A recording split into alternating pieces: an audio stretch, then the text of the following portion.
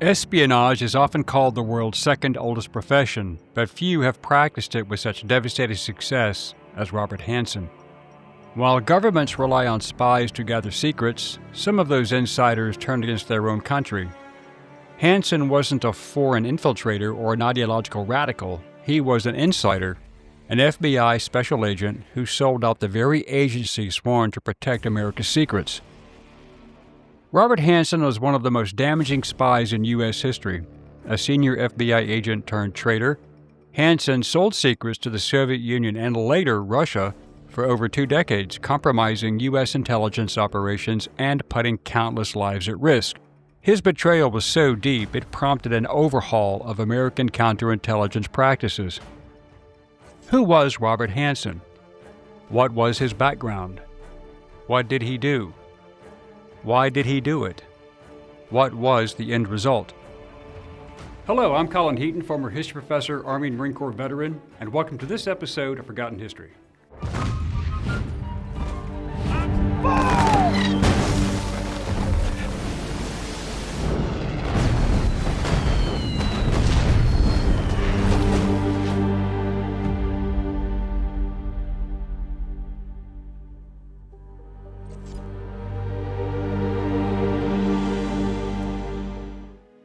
Robert Philip Hanssen was born on April 18, 1944 in Chicago, Illinois, and had a domineering father who was a Chicago police officer.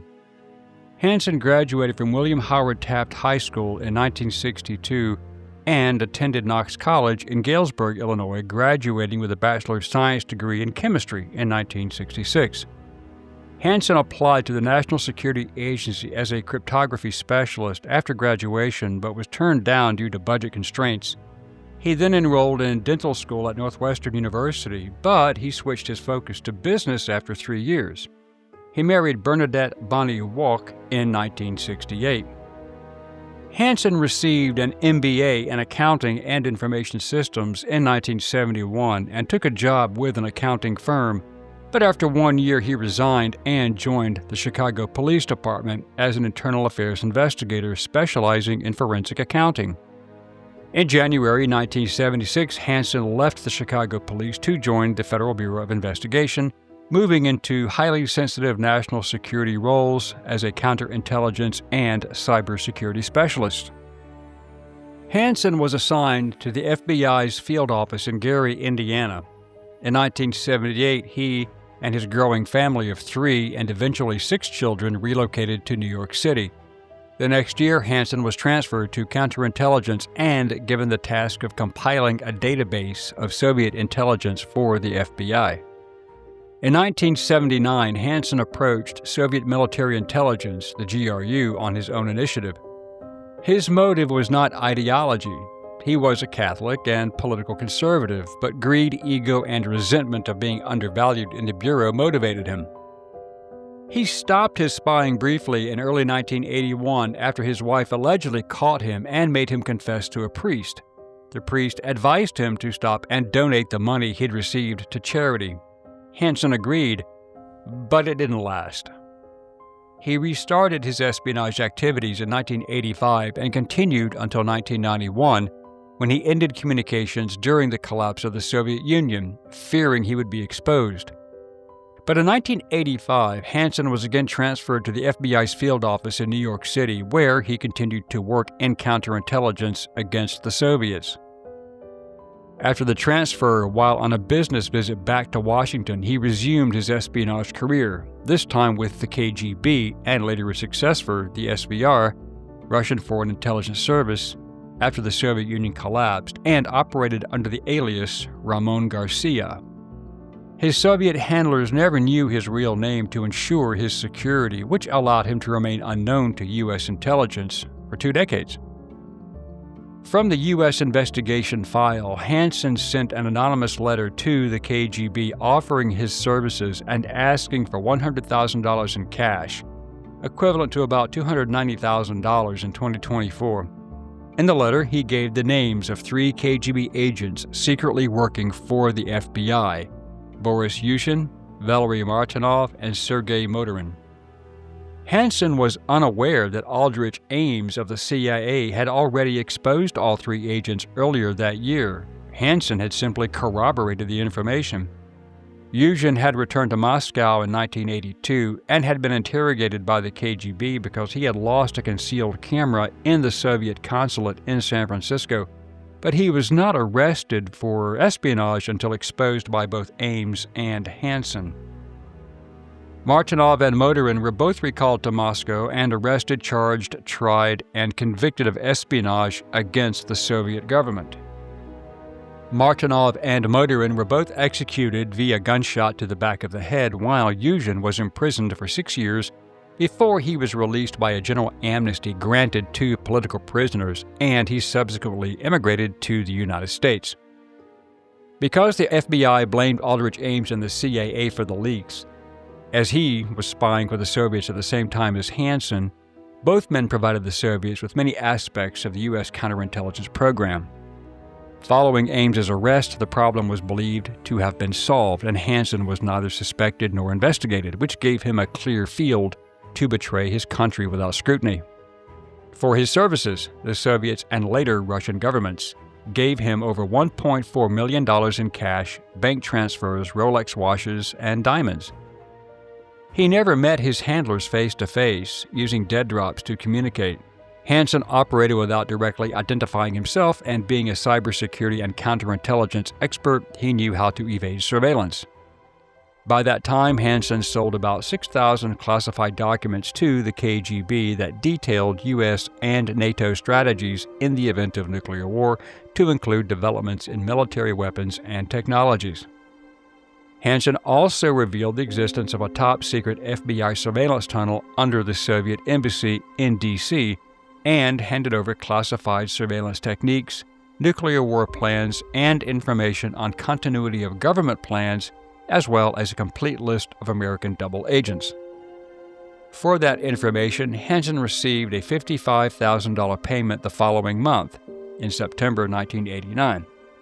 These pieces were falling into place. Both the FBI and CIA realized by the 1990s that there was a mole somewhere, although they were unsure if it was only one or other agencies, and to which agency the mole or moles worked in, or both.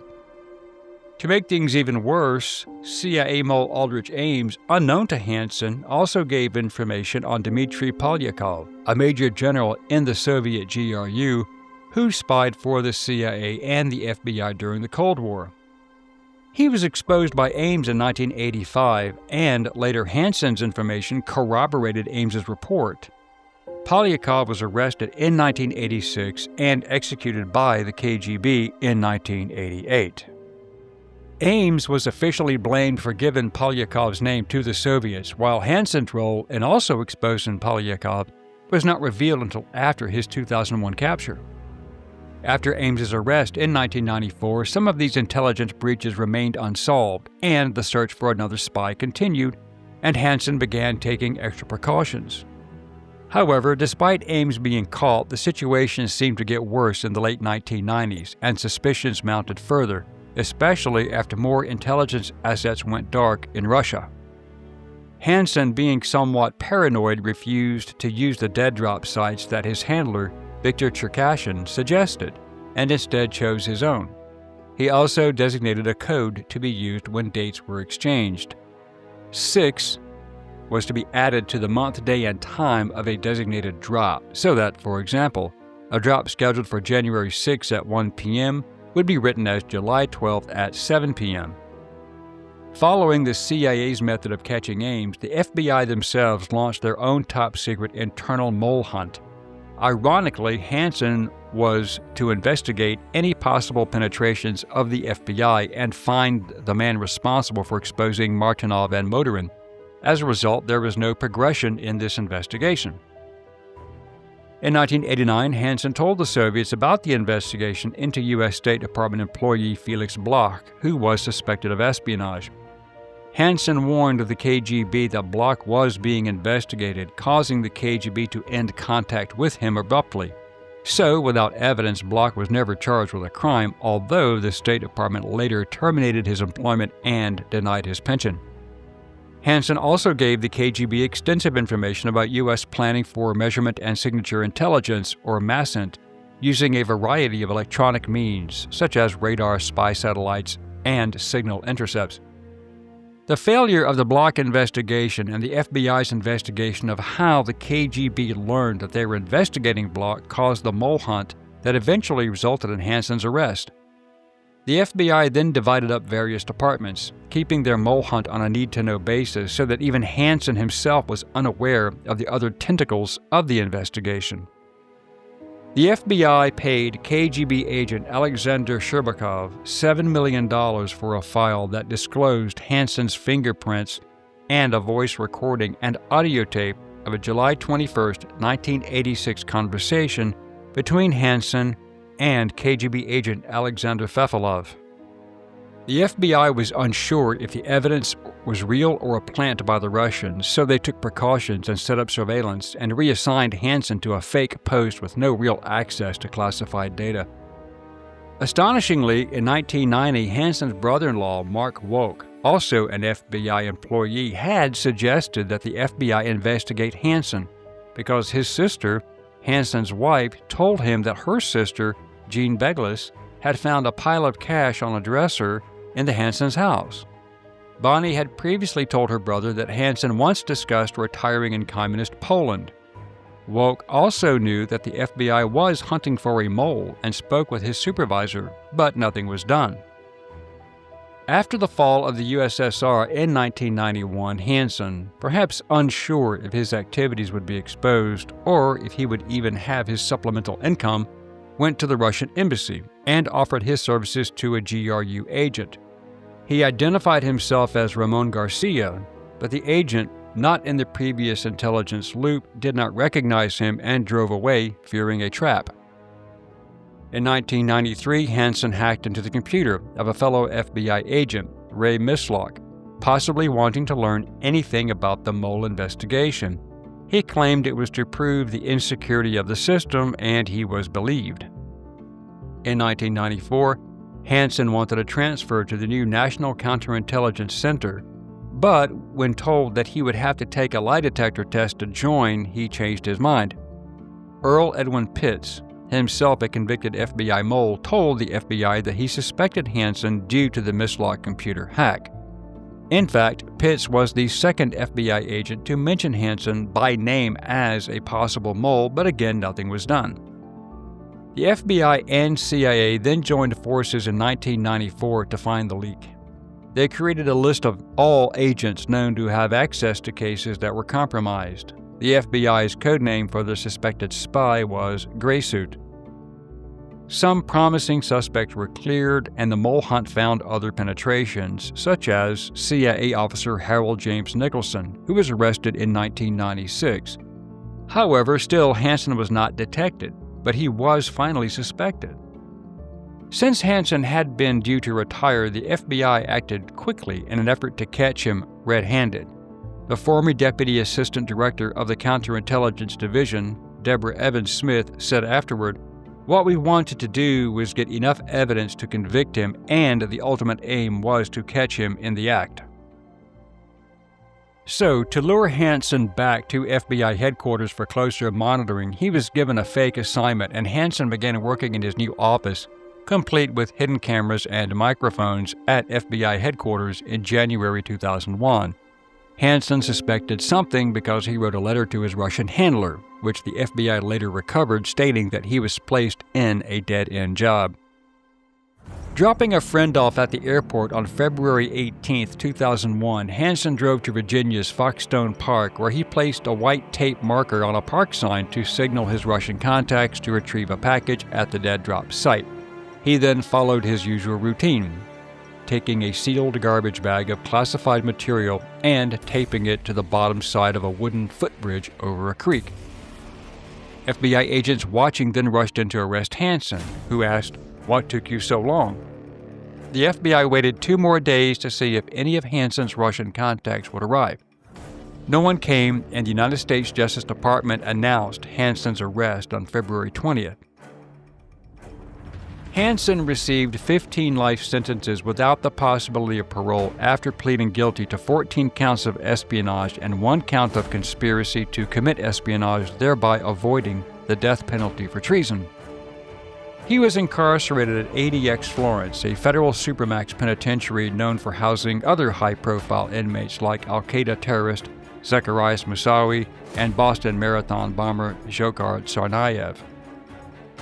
Hanssen died of colon cancer on June 5, 2023. Hanssen operated undetected for over 2 decades, shielded by the compartmentalization of U.S. intelligence agencies and the deep mistrust between them. Neither the FBI nor the CIA could see the full picture, allowing him to slip through the cracks. But in the end, Hanssen had compromised more than 50 top-secret operations and inflicted damage so severe it took many years to fully assess. His betrayal is still considered the worst intelligence failure in FBI history. But in exposing those cracks, Hanssen forced the intelligence community to face its deepest vulnerabilities, working together and to finally start fixing them. Thank you for watching this episode of Forgotten History. If you liked what you saw, please click like, share, and subscribe. And if you would like to assist with the ever-increasing cost of production, please consider becoming a channel member and joining our Patreon page.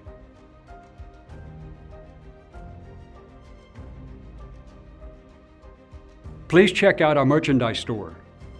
And thanks for watching.